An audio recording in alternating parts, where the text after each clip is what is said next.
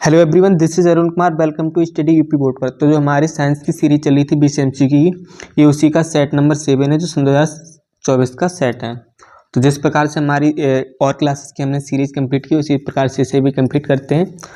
तो इसके MCQ को देखते हैं। तो हमारा फर्स्ट MCQ है, किस लेंस से वस्तु का प्रतिबिंब आभासी सीधा वस्तु से उल्टा बनता है। मतलब पूछा गया कि वो कौन सा लेंस है जिसमें प्रतिबिंब आभासी सीधा और वस्तु से छोटा बने।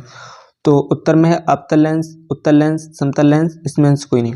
तो देखो, जो वस्तु का प्रतिबिंब आभासी बनता है, मतलब आभास हो और सीधा बने और वस्तु से छोटा बने, तो वो किस में बनता है? अवतल लेंस में। क्योंकि अवतल लेंस में जैसे ये लेंस रखा होता है तो जो प्रतिबिंब आती है वो इधर ही लेंस बनती है प्रतिबिंब। जैसे इधर से कोई किरण आरेख आता है तो पीछे की तरफ ही बनता है। इस वजह से क्या होता है? आभासी होता है, सीधा होता है और वस्तु से छोटा होता है। क्वेश्चन नंबर 2 देखते हैं। क्वेश्चन नंबर 2 में पूछा गया, एक गोलीय दर्पण वक्रता केंद्र ध्रुव के बीच की दूरी 20 सेंटीमीटर है। दर्पण ध्रुव की फोकस दूरी क्या होगी?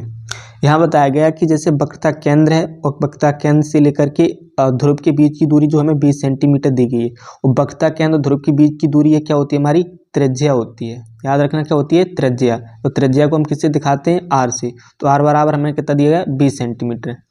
तो हमसे पूछा है फोकस दूरी, एफ बराबर क्या होता है? R/2। तो कितना हो जाएगा? 20/2 कर दोगे तो कितना हो जाएगा? 10। नेक्स्ट देखते हैं। तो इसका करेक्ट आंसर क्या हो जाएगा? 10 सेंटीमीटर। 10 सेंटीमीटर। नेक्स्ट देखते हैं क्वेश्चन नंबर थर्ड में पूछा गया है, प्रकाश के किस घटना के कारण आकाश नीला दिखाई देता है। देखो, ये क्वेश्चन रिपीटेड क्वेश्चन है, 2 बार आ चुका है। तो परावर्तन गलत है, अपवर्तन गलत है, विक्षेपण ये भी गलत है। इसका करेक्ट आंसर हो जाएगा प्रकीर्णन। तो आकाश में नीला दिखाई देता है किस वजह से? प्रकीर्णन की वजह से। नेक्स्ट क्वेश्चन देखते हैं। क्वेश्चन नंबर 4 में पूछा गया है, एक लेंस की क्षमता 2 डायोप्टर है, इसकी फोकस दूरी सेंटीमीटर में कितनी होगी। तो हमें जो मान दिया गया वो पी का मान दिया गया, पी बराबर कितना दिया गया? 2 दिया गया। और फॉर्मूला क्या होता है? एफ बराबर 1/p। लेकिन ये किस में होता है? डायोप्टर में। हमें निकालना किस में? सेंटीमीटर में। तो ये कितना हो जाएगा? 100, और अपॉन में कितना हो जाएगा हमारा? 2। तो जब 2 से काटेंगे तो कितना आएगा? 50। तो इसका करेक्ट आंसर क्या हो जाएगा? 50 सेंटीमीटर, वो भी प्लस का रहेगा। नेक्स्ट क्वेश्चन देखते हैं। क्वेश्चन नंबर 5 में पूछा गया है, फ्यूज तार को निम्नलिखित घरेलू वितरण में किस 3D क्रम में जोड़ा जाता है। मतलब जो फ्यूज तार होता है यानी जीवित तार, उसे किस क्रम में जोड़ा जाता है। तो भूसंपर्क तार में जोड़ा जाता है, उदासीन तार में जोड़ा जाता है, या जीवित तार में। तो मैंने अभी बताया था, जो 3D क्रम में घरेलू उपयोग में 3D क्रम में जोड़ा जाता है तार को, वो हमारा कौन सा तार होता है? जीवित तार। याद रखना, घरेलू विद्युत उपकरण में जो 3D क्रम में जोड़ते हैं उसे हम जीवित तार को जोड़ा जाता है। नेक्स्ट क्वेश्चन देखते हैं। पूछा गया, यदि शक्ति, कार्य तथा समय की मात्रा क्रमशः 1x1, x2, x3 प्रदर्शित किया जाए तो निम्नलिखित में कौन सा संबंध सही है। मतलब ये पूछा गया, इन्हें अगर मात्रकों के रूप में रखा जाए तो सही सा क्रम कौन सा होता है। तो देखो, शक्ति बराबर क्या होता है? शक्ति बराबर होता है समय बटे कार्य। समय बटे कार्य।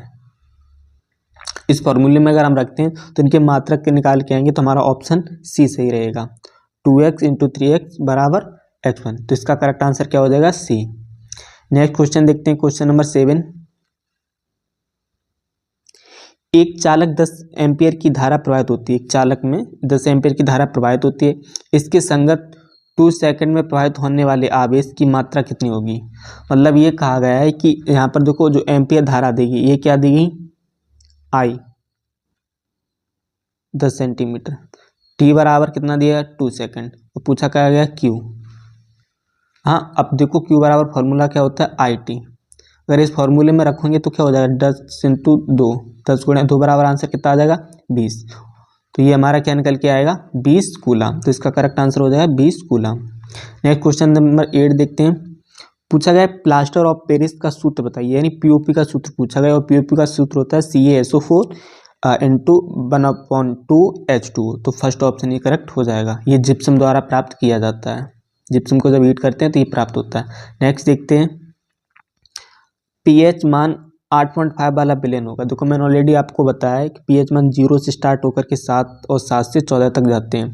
तो 0 और 7 के बीच में जितने रहते हैं ये सब अम्ल होते हैं, और 7 से 14 के बीच वाले ये सभी क्या होते हैं? क्षारीय होते हैं।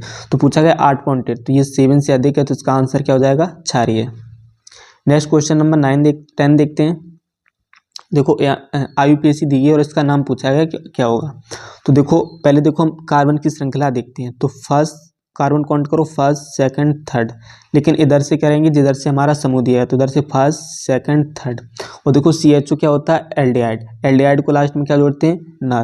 तो देखो काउंट करो फर्स्ट सेकंड थर्ड, तो सॉरी फर्स्ट सेकंड थर्ड, तो हमारा क्या हो जाएगा, 2 पे क्या जुड़ा है हमारा, मैथिल, 2 मैथिल, और ये प्रोपेनॉल हो जाएगा। तो देखते हैं ऑप्शन कहाँ है। ये देखो फर्स्ट में ब्यूटेनॉल, ब्यूटेनॉल नहीं होगा, ब्यूटेनॉल भी नहीं होगा, 2 मैथिनल प्रोपेनल, 2 मैथिल प्रोपेनॉल।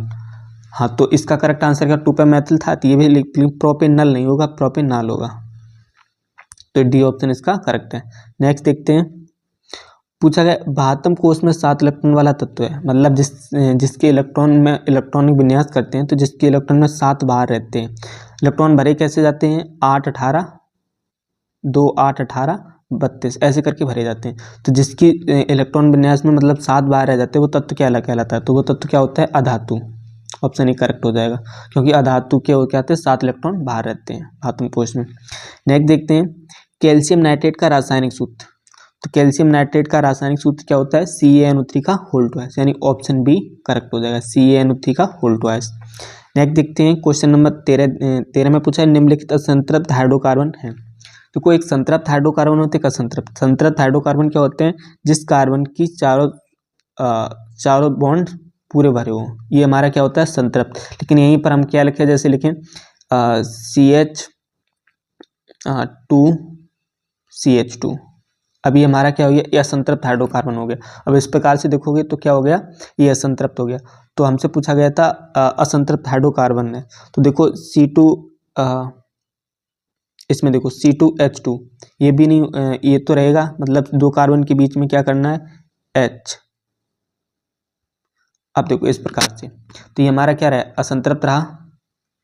इसमें देखो CH4, ये तो संतृप्त हो गया, C2H6, H6 मतलब 3 इधर रहेंगे, 3 इधर रहेंगे, मतलब एक सिंगल ही बॉन्ड रहेगा। तो ये भी संतृप्त हो गया, ये भी ये भी संतृप्त है, ये भी संतृप्त। C3 में देख लेते हैं, कितने कार्बन दिए, 8, 3 इधर हो जाएंगे, 3 इधर हो जाएंगे, और 2 इधर हो जाएंगे। तो इसमें एक असंतृप्त निकला, वो हमारा ऑप्शन ए निकला, क्योंकि इसके 4 इसमें डबल बॉन्ड आ रहा। देखो जिसमें डबल बॉन्ड है, ट्रिपल बॉन्ड आते हैं, वो हमेशा याद रखना क्या कहलाते हैं, असंतृप्त हाइड्रोकार्बन। तो ऑप्शन हमारा ए करेक्ट रहेगा। नेक्स्ट देखते हैं, रक्त दाब नापा जाता है, यानी रक्त जो ब्लड प्रेशर नापी जाती है, BP, वो किससे नापी जाती है। तो इसका करेक्ट आंसर हो जाएगा स्फैगोमैनोमीटर द्वारा। तो इसका करेक्ट ऑप्शन है स्फैगोमैनोमीटर द्वारा। नेक्स्ट देखते हैं, क्वेश्चन नंबर 15 पूछा है, निम्नलिखित में कौन सा पादप हार्मोन नहीं, पादप हार्मोन है, मतलब पूछा गया पादप हार्मोन कौन है। तो ये क्वेश्चन रिपीटेड है, इससे पहले भी आया था, थायरोक्सिन गलत है, इसोसिन, साइटोकाइनिन, ये इसका करेक्ट आंसर है। साइटोकाइनिन कैसा है, पादप हार्मोन है। नेक्स्ट क्वेश्चन देखते हैं, एक लिंगी पुष्प है, गुड़हल, पपीता, सरसों, गुलाब। तो इसका ये भी रिपीटेड क्वेश्चन है, मैंने पहले बताया था। एक लिंगी पुष्प कौन सा हमारा, पपीता, option B correct. Next question देखते हैं, पुनर्जनन का उदाहरण है। देखो पुनर्जनन यानी पुनरुत्थान का भी पूछा जाता है, या पुनर्जनन का भी पूछा जाता है। तो इसका करेक्ट आंसर क्या था, पुनर्जनन किसमें होता है, हाइड्रा में। तो इसका करेक्ट आंसर है हाइड्रा। नेक्स्ट क्वेश्चन नंबर 18 देखते हैं,